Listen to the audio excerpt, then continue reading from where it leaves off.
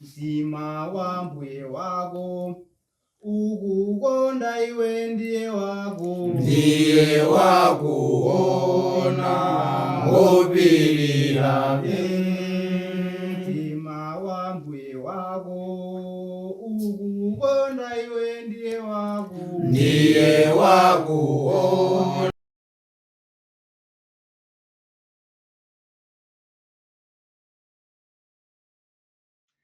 Tikulandireni pa programu yathu ya tsiku la lero, ndipo pa tsiku la lero muli ndine m'bale wanu Vinjero Gondwe kuchokera ku mpingo wa Khristu ku area 36 ku Lilongwe. Komanso ndine ndi m'bale wanga pano ine ndine Namanika Malunje, ndine mmodzi mwa alaliki mu mpingo wa Khristu, ndimakhala ku Mitundu ku Lilongwe mmodzi mwa Sanduliza. Pa programu yathu monga mmene tinamvera poyambirira kuti amatipatsa programu imene ndi Lilongwe School of Biblical Studies amene akupitirizabe kutidziwitsa zoti moyo watseguliro kwa iwo amene angafuna kuphunzira Baibulo kumeneku kwa ulere kwa zaka ziwiri. Imafunika munthu wamuna woti ali pa banja kapena ayi wa mpingo wa Khristu komanso ali ndi certificate yake ya form 4.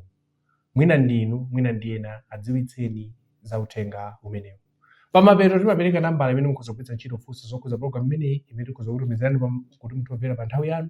Komanso mapulogalamu amenewo aliponso pa tsamba lathu la pa YouTube, mukhoza kuyang'ana Lilongwe School of Biblical Studies muzapezapo maphunziro amenewo komanso maphunziro ambiri amene angapitirizebe kuthandizirani moyo wanu wa uzimu. Bale wathu Kamalunje, tikuyamikeni chifukwa timakhalira limodzi matithandizira pa zinthu zambiri zochokera buku lopatulika. Chabwino. Tukhala mu dziko limene muli zambiri zimene tikuva. Zina ukazimva zimakusangalatsa, zina ukazimva mwina tikugwiritsa ntchito mawu zimaphwanya mutu. Tudziwa kuti pamene tikukhala pa dziko lapansi pano timamva za kumwamba. Ndipo pafupifupi aliyense amafunitsitsa kuti kumwamba kumeneko akakhaleko, chifukwa kumwamba kumene ku Baibulo komanso tikamamva amatifotokozera kuti ndi malo abwino, malo amtendere. Komanso nthawi zina pamene tonse tikufuna kukakhala kumeneko, nthawi zina anthu ena aso amatchulaponso kuti koma sinonse amene mungakhala kumeneko. Ena mudzakhala pati pompano. Ndemene samapitirira pano kutchula kuti simumadziwa Baibulo limanena kuti alipo anthu 144,000 ndi amene akakhale kumwamba basi. Ena tonse ife amene tili pano tili pati tidzakhala pompano ngakhale tikhala okhulupirika. Sindiudziwa kuti Baibulo linakambapo za anthu 144,000 ndipo linakambapo kuti ndi ndani malingana ndi zokuti zakuva zikuchuluka. Koma tikufuna mutithandize kuti kodi Baibulo limati chani za anthu 144,000. Zikomo kwambiri. Ndizoona kuti buku lopatulika Baibulo limakamba ndithu zokhudzana ndi anthu amene 144,000. Amene anganene kuti Baibulo silinakambepo ndeti mpokhapo ngati munthu Baibulo sanaliwerenge. Komabe mwina monga mwafunsira funso lanu kuti kodi Baibulo pamene limakamba kuti bwanji. Mwina poyamba ndibwere pa fundo yokhudzana ndi za anthu amene 144,000 kuti kodi Baibulo lalemba kuti motani.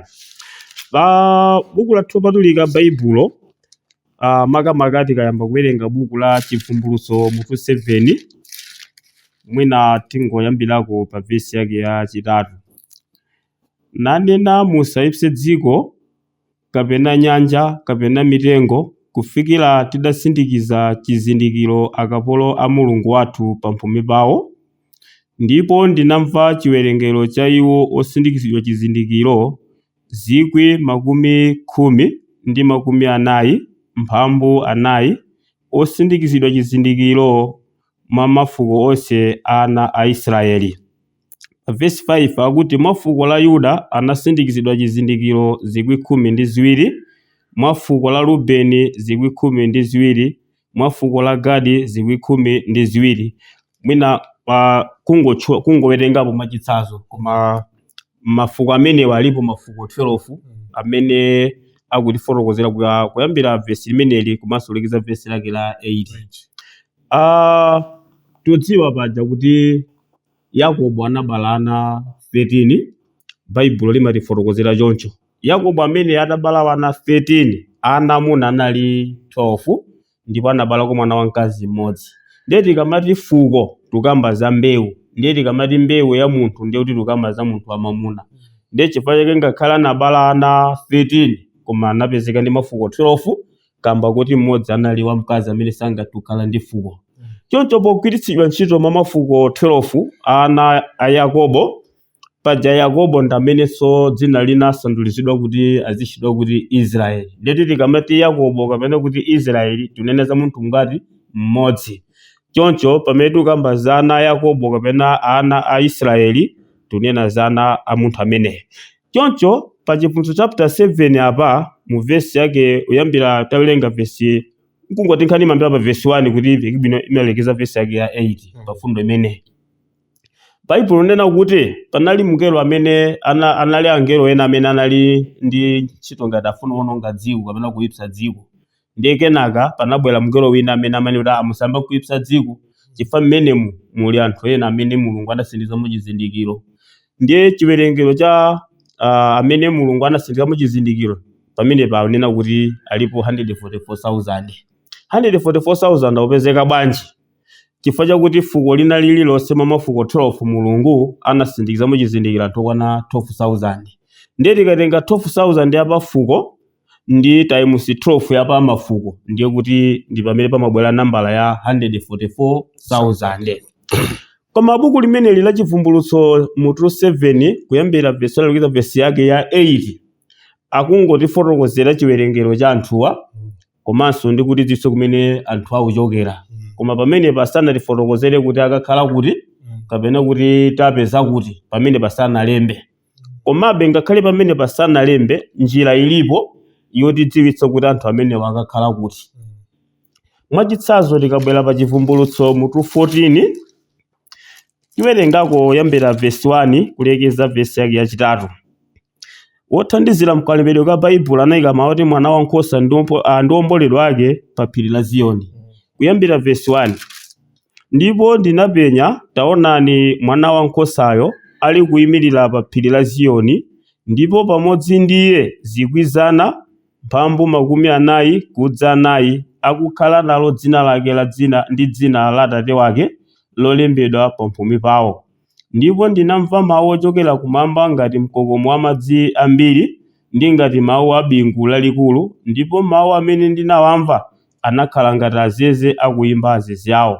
Ndipo ayimba ngati nyimbo yatsopano ku mpando wachifumu ndi pamaso pa zamoyo zinayi ndi akulu, ndipo palibe munthu anakhoza kuphunzira nyimboyi koma 1,000 mphambu 40 kudza 4 ogulidwa kuchokera ku dziko. Yohane ali pa chisumbu cha Patimo akuona 144,000 ali pa phiri la Ziyoni, ndipo patsogolo pawo pali mwana wankhosa, ndipo mwana wankhosa amene sitisoweka kudziwa kuti amakamba za Yesu. Ndipo Yohane akunena kuti adawamva iwowa ali kuimba nyimbo yatsopano, nyimbo imene iwowa ndamene amayidziwa ndiponso namene amayimba, ndipo iye anamva ngati akuimba ngati azeze akuyimba azeze awo. Ndipo iwowa akuti anawamva ali ku mpando wachani wachifumu wa Mulungu. Pa buku limeneli akambanso za 144,000 imene Yohane adayiona ili pa phiri la Ziyoni alinso ndi mwana wankhosa. Choncho mwamwayi apa watitchulirapo chinthu china chimene titati chilondole chikhoza kutithandizira kudziwadi kuti 144,000 ikakhala kuti. Chifukwa watchula kuti anawaonapo ali pa phiri la Ziyoni.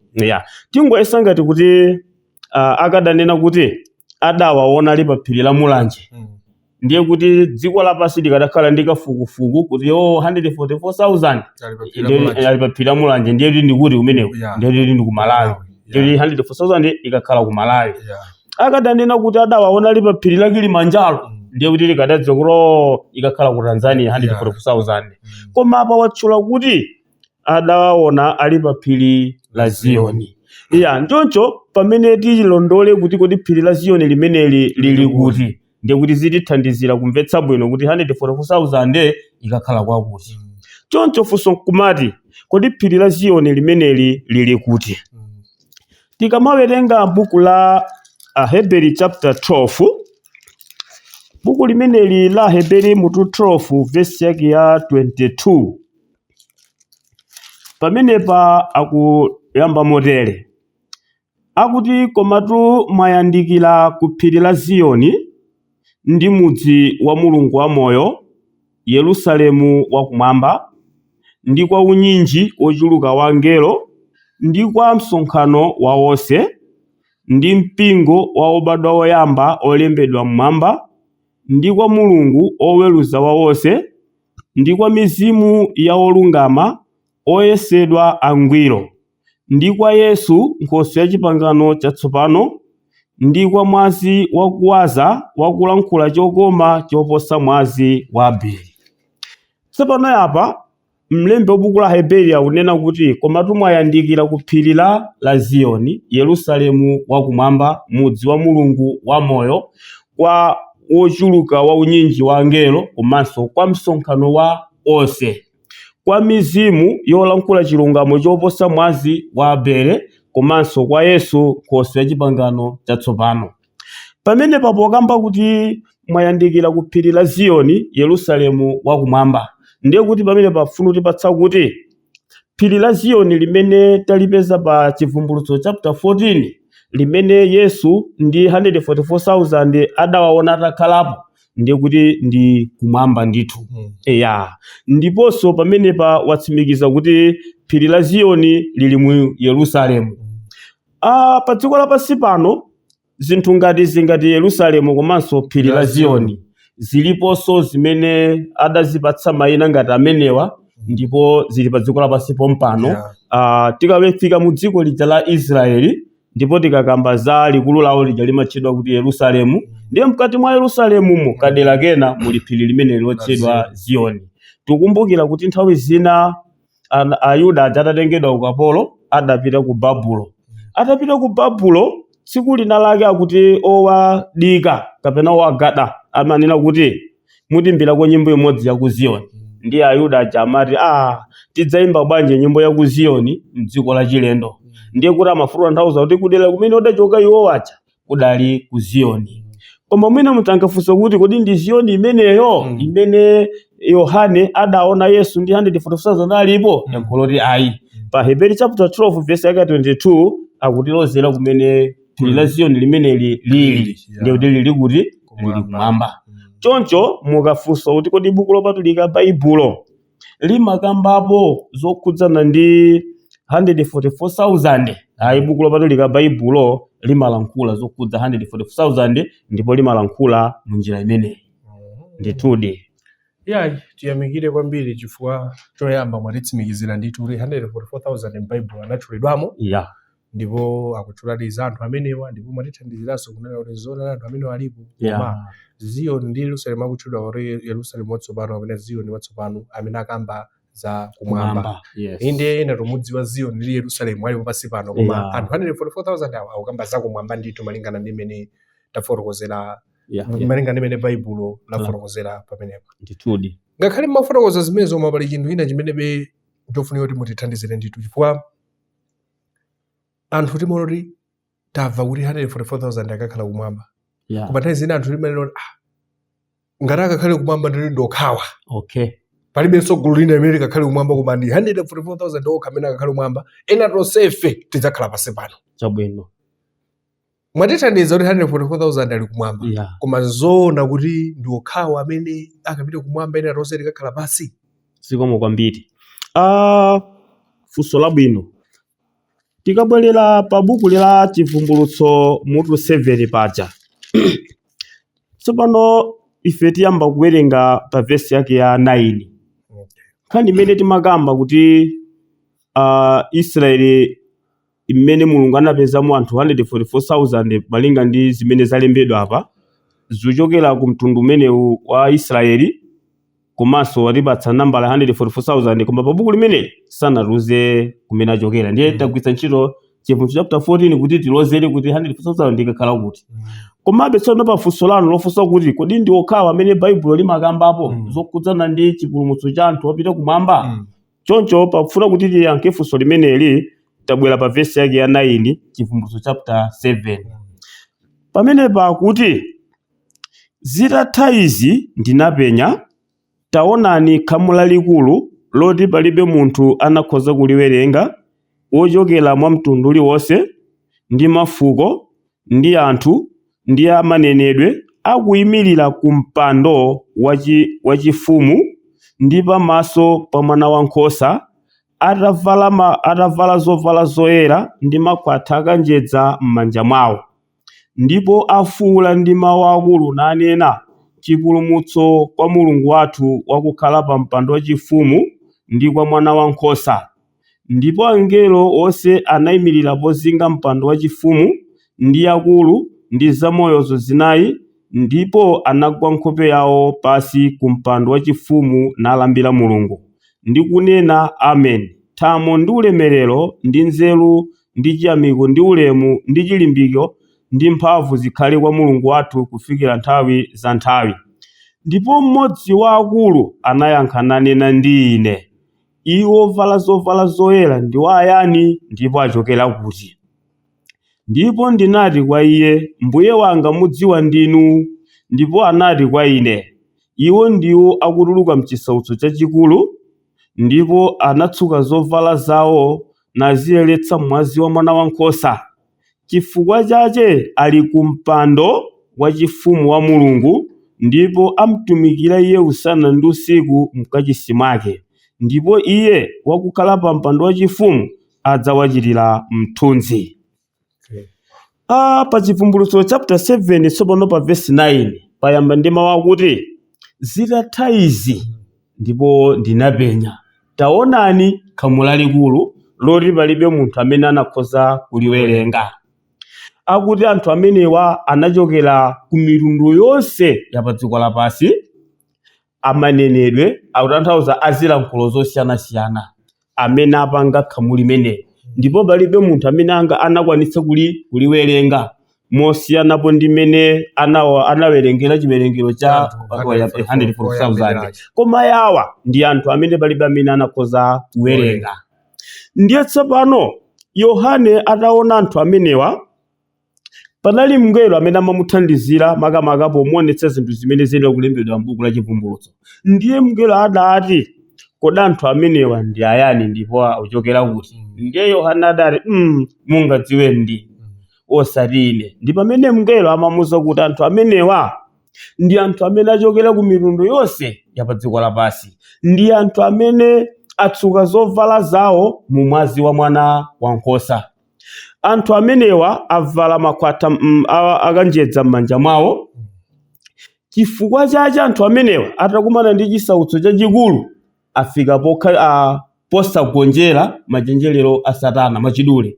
Ndiye chifukwa chache ali ku mpando wachifumu wa Mulungu, atumikira Mulungu mkachisi mwake usana ndi usiku.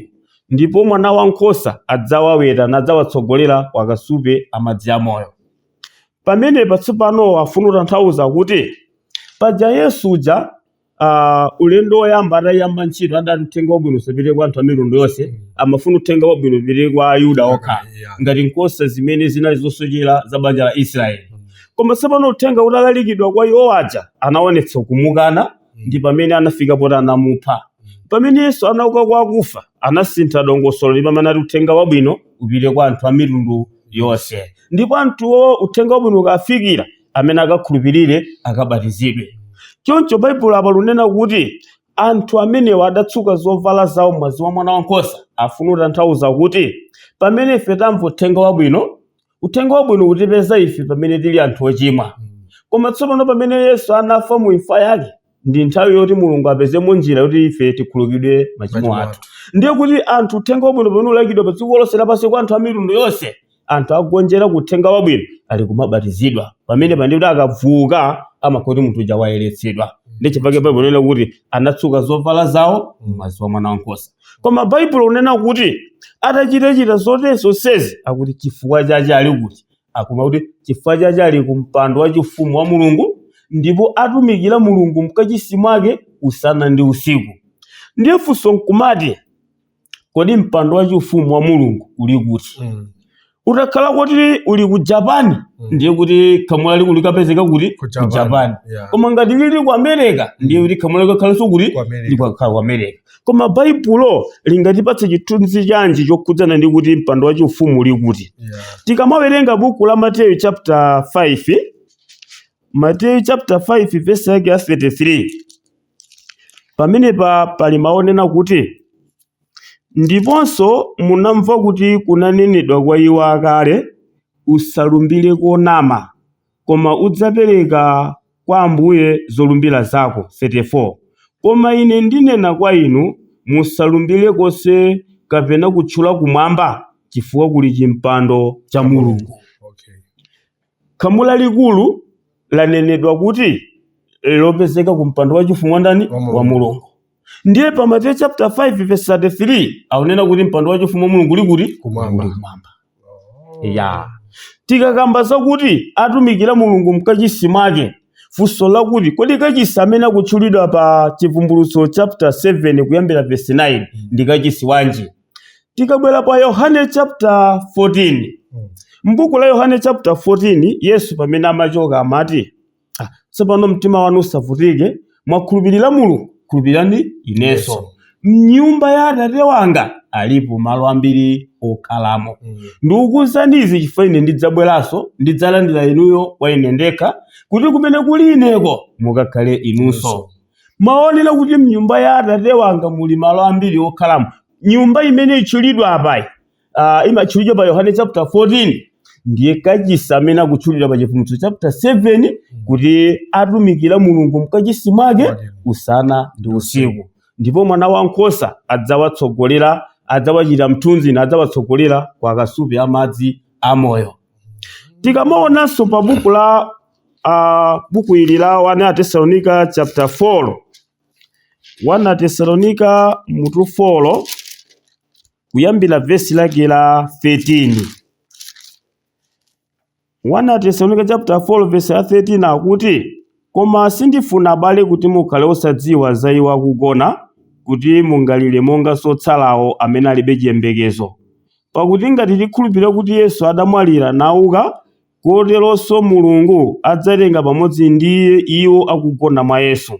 Pakuti ichi tinena kwa inu m'mawu a Ambuye, kuti ife okhala ndi moyo otsalira kufikira kufikanso kwa Ambuye sitidzatsogolera ogonawo.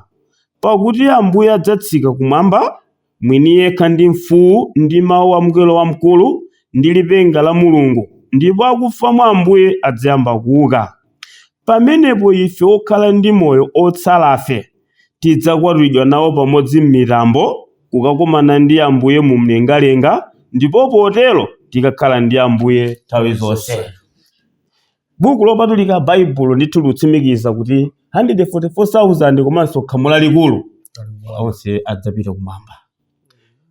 Nthawi zina anzathu amene analimapo ndiwo akalima ndiwo zikakula, nthawi imene afuna kuthyola koyamba amagwiritsa ntchito mawu kuti uwu ndukula. Sikutanthauza kuti ndiye kuti amalizayi, koma kuti wayamba kuthyola ndiwo zoyambira zija. Ikhalaponso nthawi ina athyolanso zili, sikuti akathyolanso kwina akathyola pa mtengo omwe uja, koma ulendo woyamba uja anathyola zinapita kena akathyolanso. Kumene kunapita zoyamba zija akathyolanso kachiwiri amaloweranso kuti kumene kuja. Ndi 144,000 ndi khamu lalikulu. Buku lopatulika Baibulo limakamba zakuti onse adzapita kumwamba.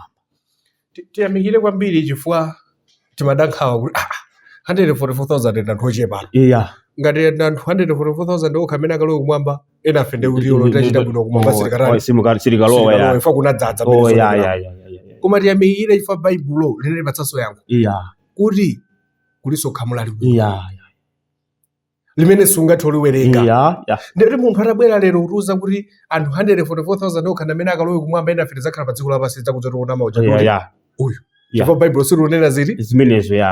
Anthu 144,000 komanso khamu lalikulu la anthu likapezeka kumeneko. Ndithudi tiyamikire kwambiri chifukwa mwatithandizira. Pamene tupita kumapeto kwa programu yathu, tinaonanso kuti mwina chinthu chofunika kuti mwina mutithandizireponso kuti kodi chifukwa chake nchani chowachotsera anthu amenewa kupita nawo kumwamba kapena kuwapulumutsa, kuwachotsa ku dziko lapansi anthu 144,000 komanso khamu lalikulu.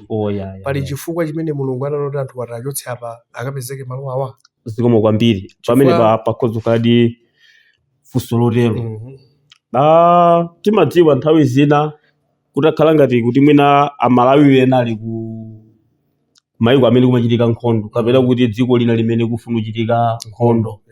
ya ndiye kuti boma la Malawi kukonza njira yakuti tisamutse nzika zathu zibwere kuno. Ndiye kuti pakhozo kwadifuso kuli muwasamutsiranji dai tamva mpekesera yakuti dziko limene limuchitika nkhondo ndiye chipake tusamutsa anthu amenewa. Ngati mmene anachitira Mulungu kutulutsa Loti kamene banja lake mu Sodomu, chifukwa amati akawatulutsa amatulutsira chifukwa mu Sodomu kuchitika china chake. Choncho pokhala nalo funso lakuti nanga ife pamene tikuphunzira tikumva kuti Mulungu akusamutsa anthu ake kupita kumwamba, kuti mwina pali china chake chimene chichitike.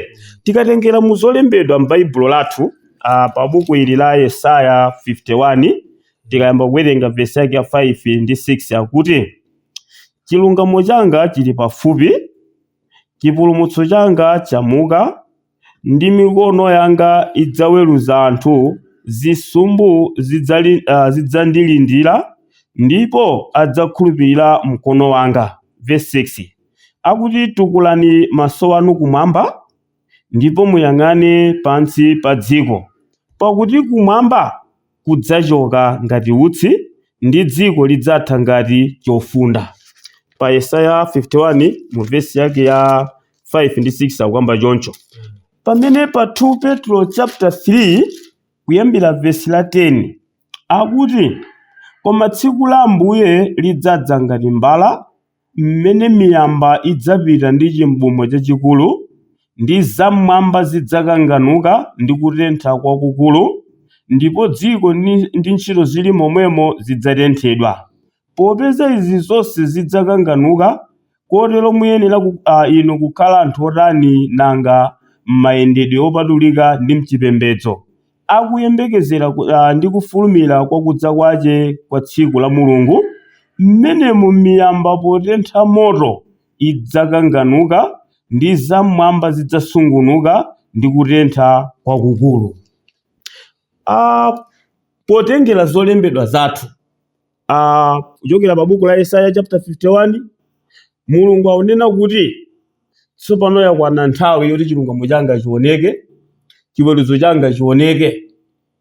Tatukulani maso anu mutayang'ana kumwamba, ndiye komanso muyang'ane dziko, ndiye akunena kuti kumwamba mmene muonamo mmene mudzachoka ngati mmene mwakhalira utsi, ndi dziko lidzatha ngati mmene mwakhalira chofunda.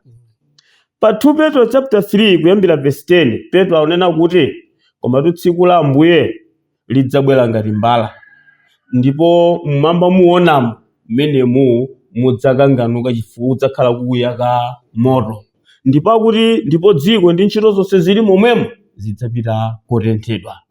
Ndi akuti popeza tuyembekezero chitika izi, tiofunika anthu achite changu makamaka kuchita chifuniro cha Mulungu. Watchulapo aponena kuti tikhala anthu otani makamaka kufumira makamaka pa nkhani yokudza chipembedzo. Popeza chipembedzo ndicho chimatithandiza ife kupanga ubale ndi Mulungu, poganizira za chimene chikubwerachi, ndiye pafunika anthu achite changu kuchita chiyanjano ndi Mulungu.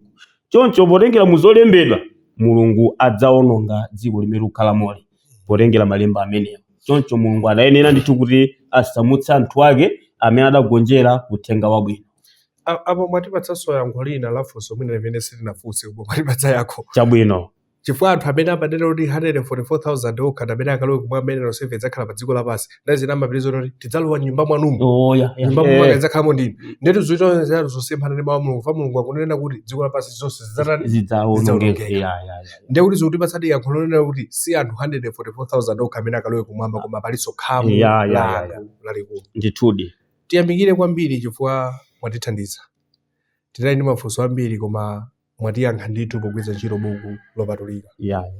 Pa programu ya tsiku la lero munali ndine m'bale wanu Vijero Bondwe, komanso mwa nthawi zonse nali ndi m'bale wanga uyu. Ine ndine Namanika Malunje, mmodzi mwa alaliki mu mpingo wa Khristu, ndimakhala ku Mitundu ku Lilongwe m'mudzi mwa Nsanduliza. Programu imeneyi komanso mapulogalamu ena mukuzapeza pa tsamba lathu la pa YouTube, mukuzong'ang'ana Lilongwe School Biblical Studies mudzapeza. Komanso mapereka nambala imene mukuzogwiritsa ntchito kuti tidzatha kutumizirani phunziro limeneli mudzatha kumvera pa nthawi yanu imene mwayika. Komanso wampingo wa Khristu akonza msonkhano umene uzichitikire pa 23, 24, 25 August chaka chino, chaka cha 2024, chimenenso mutati mwadzabwera mwadzakhalanso maphunziro ambiri amene mukadzaphunzire okuthandizirani m'moyo wauzimu. Kufikira nthawi ina, Mulungu akudalitseni nonse. Amen. mtima wa mbuye wako ukukonda iwe ndiye wakuona ngopirira mtima wa mbuye wako ukukonda iwe ndiye wakuona